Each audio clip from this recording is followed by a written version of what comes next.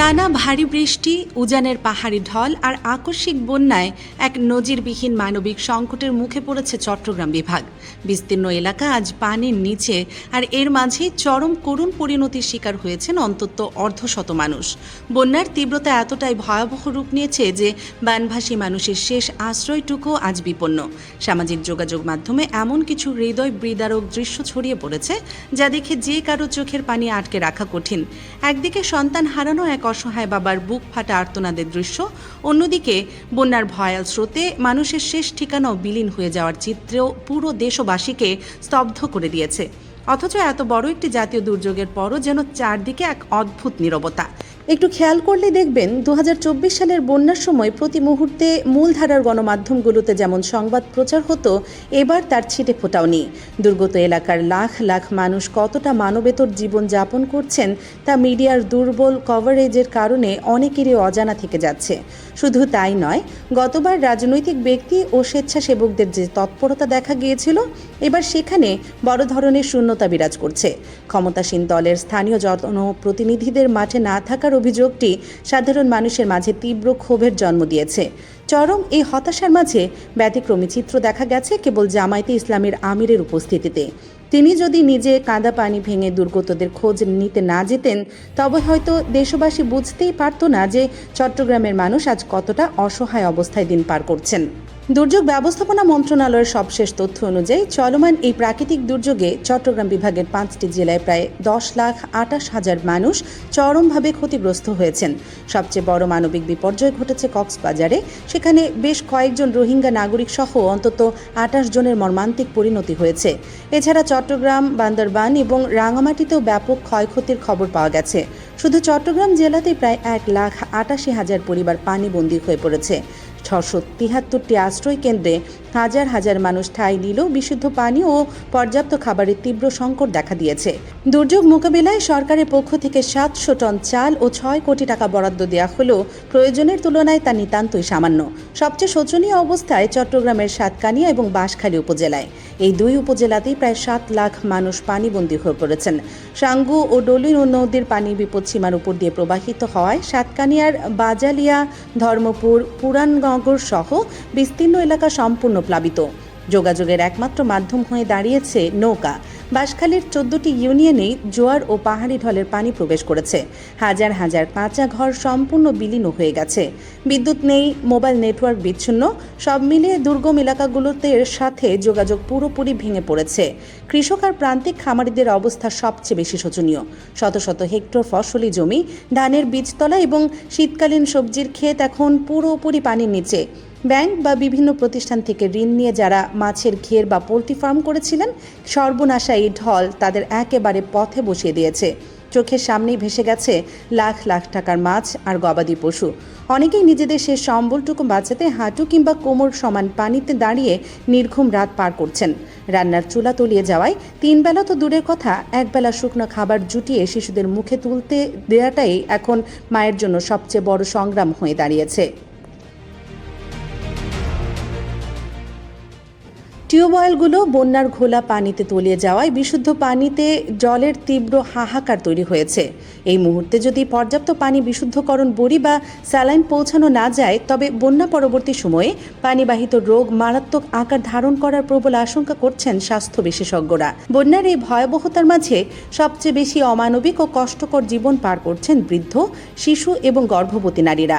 অনেক দুর্গম এলাকায় যোগাযোগ ব্যবস্থা পুরোপুরি বিচ্ছিন্ন হয়ে যাওয়ায় জরুরি চিকিৎসা সেবা পৌঁছানো কোনোভাবেই সম্ভব হচ্ছে না। পানিবন্দী অবস্থায় অন্ধকারে নির্ঘুম রাত কাটানো শিশুগুলোর কান্না ভারী করে তুলেছে চারপাশের পরিবেশ। যারা আশ্রয় কেন্দ্রে জায়গা পেয়েছেন তাদের অবস্থাও খুব একটা ভালো নয়। গাদাগাদি করে থাকা মানুষগুলোর মাঝে দ্রুত ছড়িয়ে পড়ছে নানা ধরনের চর্মরোগ ও জ্বর। পানি নেমে যাওয়ার পর শুরু হবে বেঁচে থাকার আরেক নতুন আর কঠিন সংগ্রাম। ভেঙে পড়া মাটির ঘরগুলো নতুন করে তৈরি করা, ঋণের কিস্তি শোধ করা এবং নতুন ঘরে চাষাবাদের জন্য কৃষকের যে লড়াই শুরু হবে তা এই বন্যার চেয়েও কোনো অংশে কম ভয়াবহ নয়। তবে সব হতাশা আর রাজনৈতিক নিষ্ক্রিয়তার মাঝেও বাংলাদেশের আসল শক্তি হয়ে দাঁড়িয়েছে এদেশের তরুণ ও ছাত্র সমাজ। মূলধারার মিডিয়াগুলো যখন এই খবরগুলো সেভাবে প্রচার করছে না, তখন সামাজিক যোগাযোগ মাধ্যমে হাতিয়ার করে তরুণরাই গড়ে তুলছেন বিশাল এক মানবিক বলয়। নিজেদের টিফিনের টাকা, টিউশনের জমানো অর্থ দিয়ে তারা কিনছেন শুকনা খাবার, স্যালাইন ও জরুরি ওষুধ। জীবনের চরম ঝুঁকি নিয়ে এই ছোট ছোট নৌকায় করে তারা ছুটে যাচ্ছেন এমন সব প্রত্যন্ত অঞ্চলে যেখানে এখনও সরকারি ত্রাণের ছিটে ফোঁটাও পৌঁছায়নি। এই তরুণদের নিঃস্বার্থ ভালোবাসাই প্রমাণ করে যে যত বড় দুর্যোগই আসুক না কেন, বাংলাদেশে মানুষ একে অপরের হাত ধরে ঠিকই ঘুরে দাঁড়াবে। যোগাযোগ ব্যবস্থা চরম বিপর্যয়ের কারণে সাধারণ মানুষের কাছে ত্রাণ পৌঁছানো এখন সবচেয়ে বড় চ্যালেঞ্জ হয়ে দাঁড়িয়েছে। চট্টগ্রাম কক্সবাজার মহাসড়কের বেশ কয়েকটি অংশ পানির নিচে তলিয়ে যাওয়ায় যে কোনো মুহূর্তে যান চলাচল পুরোপুরি বন্ধ যাওয়ার শঙ্কা রয়েছে। তবে এই কঠিন পরিস্থিতিতে আশার আলো হয়ে দাঁড়িয়েছে বাংলাদেশ সেনাবাহিনী। সড়ক ও মোবাইল নেটওয়ার্ক বিচ্ছিন্ন থাকা দুর্গম এলাকাগুলোতে স্পিড বোট এবং নৌকার মাধ্যমে জীবনের ঝুঁকি নিয়ে ত্রাণ ও শুকনা খাবার পৌঁছে দিচ্ছেন সেনা সদস্যরা। পাহাড় ধসের চরম ঝুঁকির মধ্যে পড়া রাঙামাটির সাজেকে আটকে থাকা 461 জন পর্যটককে অত্যন্ত সফলতার সাথে উদ্ধার করে নিরাপদ গন্তব্যে পৌঁছে দিয়েছে সেনাবাহিনী। পরিস্থিতি স্বাভাবিক না হওয়া পর্যন্ত নিরাপত্তার স্বার্থে বান্দরবানের সব পর্যটন কেন্দ্র 15 জুলাই পর্যন্ত সম্পূর্ণ বন্ধ ঘোষণা করা হয়েছে। শুধু চট্টগ্রাম বিভাগই নয়, উত্তরের জেলা হবিগঞ্জেও বন্যা পরিস্থিতি চরম আকার ধারণ করেছে। উজান থেকে নেমে আসা পাহাড়ি ঢল আর টানা বর্ষণের খোয়াই নদীর প্রতিরক্ষা বাঁধ ভেঙে কয়েকটি উপজেলার বিস্তীর্ণ এলাকা প্লাবিত হয়েছে। হাজার হাজার মানুষ নিজেদের গবাদি পশু ও জরুরি জিনিসপত্র নিয়ে নিরাপদ আশ্রয়ের খোঁজে ছুটছেন। হবিগঞ্জ শহরের বিভিন্ন এলাকা পানিতে তলিয়ে গেছে এবং শহর রক্ষা বাঁধটিও বর্তমানে চরম ঝুঁকিতে রয়েছে। স্থানীয়রা বালুর বস্তা ফেলে শেষ রক্ষার আপ্রাণ চেষ্টা চালিয়ে যাচ্ছেন। এছাড়া বাগেরহাট সহ উপকূলীয় নিম্নাঞ্চলও সৃষ্টি হয়েছে তীব্র জলাবদ্ধতা। আবহাওয়া অধিদপ্তর জানিয়েছে, বঙ্গোপসাগরে সৃষ্ট লঘুচাপের কারণে মোংলা সমুদ্র বন্দরে 3 নম্বর স্থানীয় সতর্ক সংকেত বহাল রয়েছে এবং আগামী কয়েকদিন চট্টগ্রাম, কক্সবাজার সহ পাহাড়ি জেলাগুলোতে ভারী বৃষ্টির সম্ভাবনা রয়েছে, যা পাহাড় ধসের ঝুঁকি আরও বাড়িয়ে দিচ্ছে। দেশের এই সার্বিক দুর্যোগ পরিস্থিতি মোকাবেলায় বর্তমান প্রধানমন্ত্রী তারেক রহমান সার্বক্ষণিকভাবে মনিটরিং করছে। তিনি জেলা প্রশাসন, সেনাবাহিনী এবং স্থানীয় স্বেচ্ছাসেবকদের সমন্বয়ে উদ্ধার ও ত্রাণ কার্যক্রম আরও জোরদার করার কড়া নির্দেশ দিয়েছেন। দুর্যোগ ব্যবস্থাপনা মন্ত্রীও সার্বিক পরিস্থিতির আপডেট জাতীয় সংসদে তুলে ধরছেন। তবে বাস্তবতা হলো, ক্ষতির পরিমাণ এতই বিশাল যে কেবল সরকারি বরাদ্দের দিকে চেয়ে থাকলে এই মানবিক সংকট মোকাবেলা করা কোনোভাবেই সম্ভব নয়।